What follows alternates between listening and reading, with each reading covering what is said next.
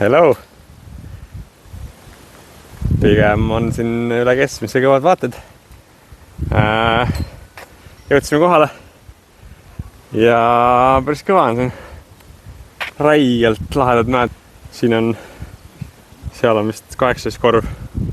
Üritasid vist lauluväljakut järgi teha, et mingi kõrgemalt ise võiks sealt mäedust olla, aga on, mis ta on.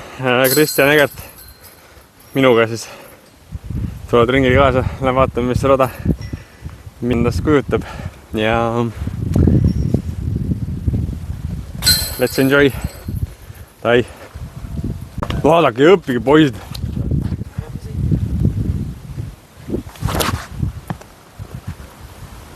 Oi, pläed, võtke välja, võtke välja. Nüüd ütlete. Ma ei näita. 10 meetrit. Oobe paremal, oobe vasakul. Kerge tunnel ka. Siinusega.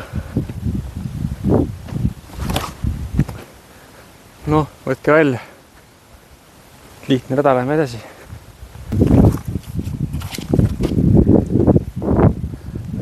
Kristjan näitab ka, et on lihtne rada.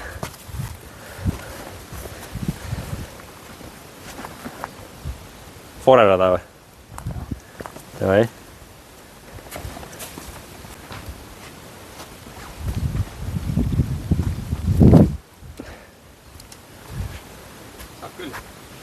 Võib-olla on tõesti fore rada. 127. Allamäge. Tunnel.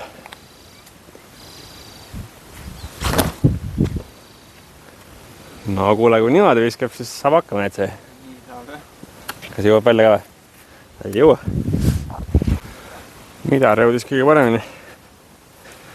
Võiks seda väike tuts juurde ja siis viskab välja küll.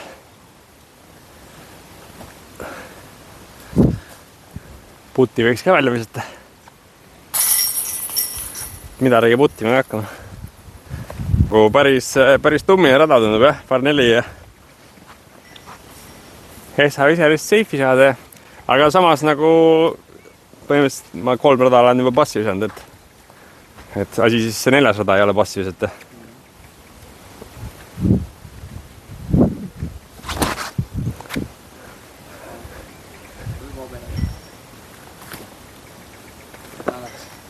No, vette ei läinud vähemalt.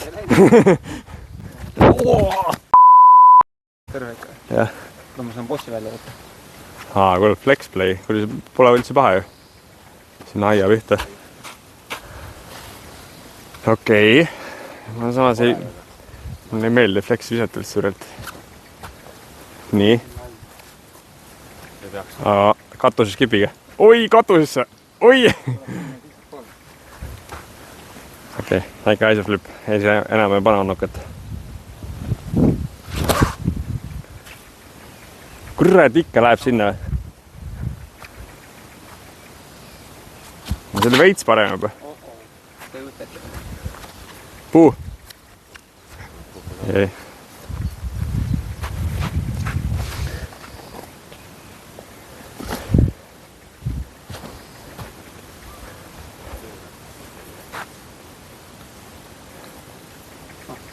See oli väga hästi, jah. Sinna pole rohkem pole vaja. Seal üks post häirib meil kõige rohkem. Ma panengi sinna esimese katuse peale hästi kõrgelt.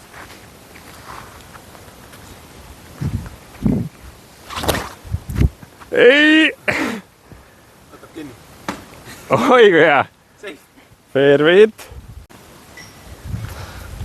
Korv on päris kõva. Seal mingi, ma ei tea, bullseyes on ka vesi vist. Paneme väikse fleksiga. Oi, väike flex. Okei, see oli päris hea isegi. Aga vesi. Et päris huvitav rada. Esimene kohe on üks raske vise. Teine lähenemine, väga touchy. Mees ei viska välja. Oi! Ui! Sinna. Veeketas ka kaasas.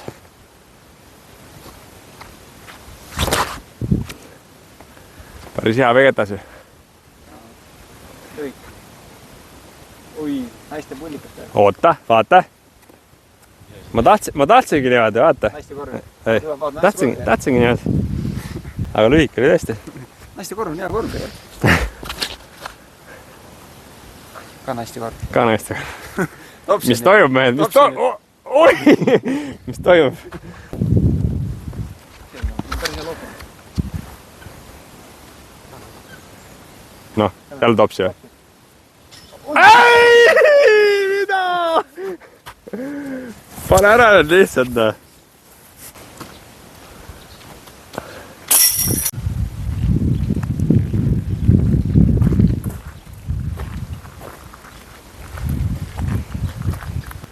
Ilus, lihtsalt väga ilus. Aga kuna Aare siin küsis seda vloogi või midagi sarnast, siis palun väga Aare, loodan, et sa ikka vaatad ka. Et aga selline see rada on ja senimaani väga vinge ikka. OB-d on väga palju, väga lähedal korvidele. Et ilmselt kui mängida vahepeal natuke turvalist mängu, siis toob edu. Praegult on mega tuulevaik, näed, ei kujuta ette, mis siin see tuul teha võib, aga kui tuuliseks läheb, siis on kindlasti kõvasti raskem. Vaatame, mis järgmised korvid toovad. Nii, 156 paar 4 Mando vesi peldikesed teed. Okei. Mingi vend vaatas välja siit.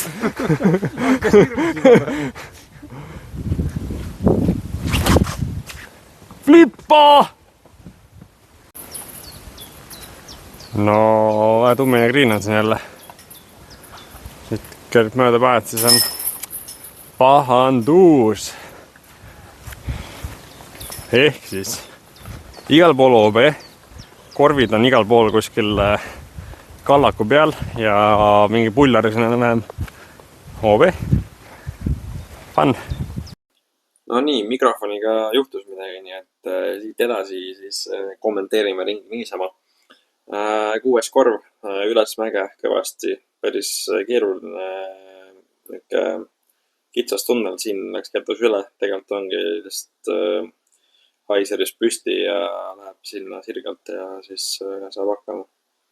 See rada ma tegelikult mängisin backeriga, sain päris hästi hakkama. Siin fore kindlasti oleks parem variant, kui on niisugune forega. Aga forega sinna sweet spoti väga ei reachinud.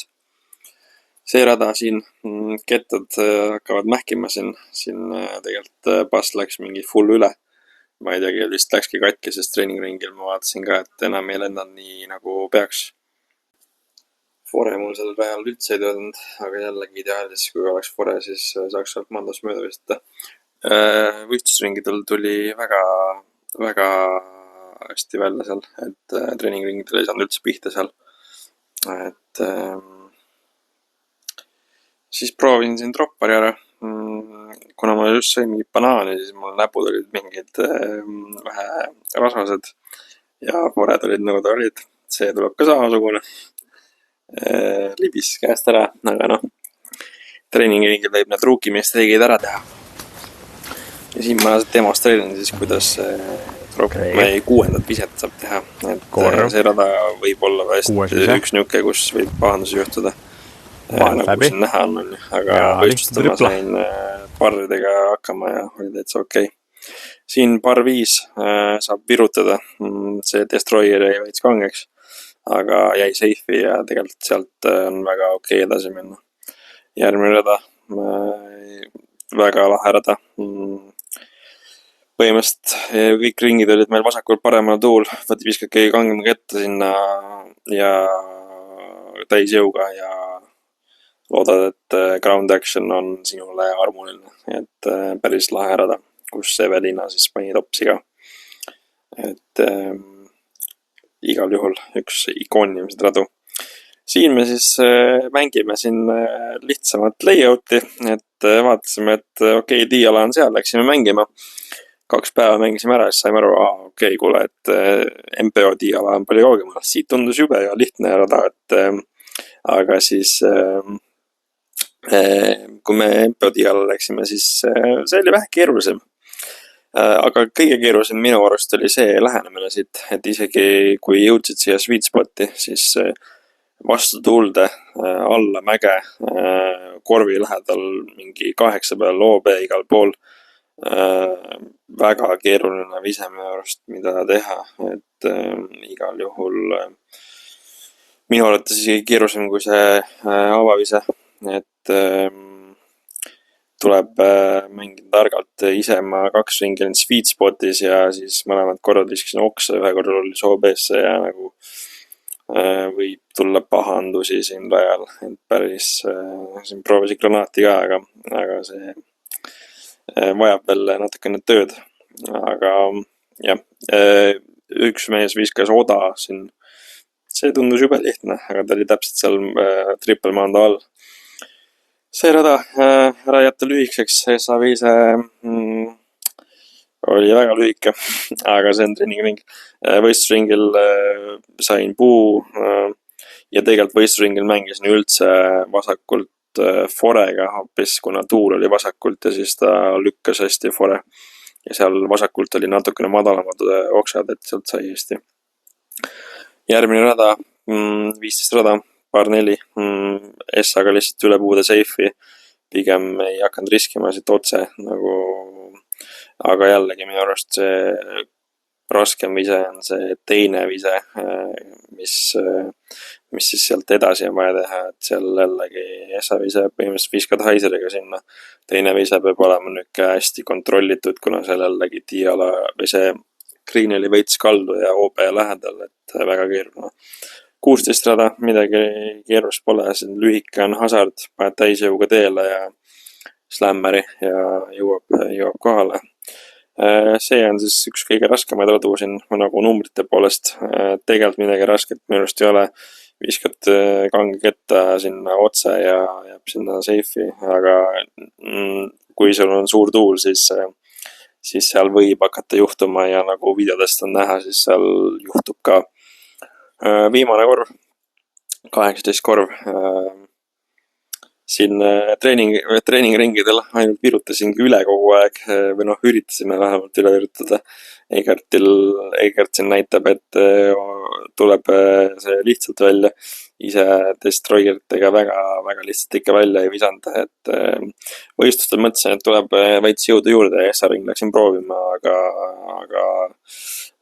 kerge riplokk ja siis ei jõudnud ja üldiselt siis viimane ring ma mängisin viimane ring me mängisime üldse sealt alt, aga üks ring ma mängisingi siis täitsa esimesse sinna nii-öelda ala peale, et ja siis sealt viskasin siis nii-öelda 120 meetrit sinna korvi suunas.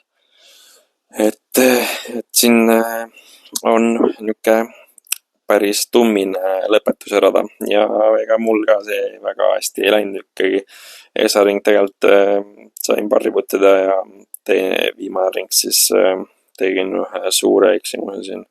Ehk siis siit samast viskasin ja siis jäi natukene lühikeseks, ei crossinud ja siis pidi uuesti viskama. Et see dropper oli 135 meetrit siis ja vähe tummine dropper. Aga siin me siis lõpetasime ringi ära ja käisime juttu ajamas seal ringiga siin. Tema campervan on seal näha. Rada tegelikult mega lahe, hästi tehniline, igal pool on OB-d, vesi hirmutab, kuigi tegelikult ma ütleks, et väga need isegi veed mingid välja mängu ei tulnud kuskil. Et treeningringidel me küll käisime päris palju vees, aga võistlusringidel mul väga ikkagi vette nagu ette ei läinud.